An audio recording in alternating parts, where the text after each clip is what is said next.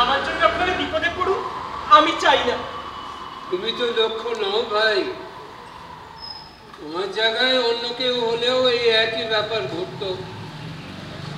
আসলে কি জানো তো বাবা, আমরা সবাই একটা বোধহীন বিবেকশূন্য দেশের নাগরিক। বরং তোমার পরিচয়ের সন্ধান করো। পরিচয়? সে তো হারিয়ে গেছে ডাক্তারবাবু। পরিচয় মানে বংশলতিকা নয়। তুমি ব্রাহ্মণ না ক্ষত্রিয় না বৈশ্য না শূদ্র তাও নয়। তুমি ধনী কিংবা নির্ধন সেটাও নয়।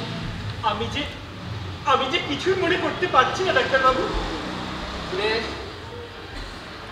আমি তবে একটু মনে করিয়ে দেওয়ার চেষ্টা করি। খুব ভালো, প্রত্যেকের অভিনয় অসাধারণ।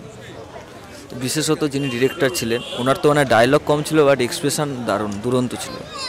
এই সেটআপের উপরে খুব ভালো লেগেছে, খুব ভালো, দারুণ দারুণ, খুবই ভালো।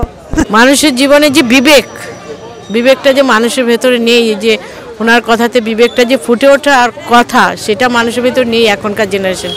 এই নাটকটাতে তাতে এই জায়গাটাই বেশি ভালো লেগেছে।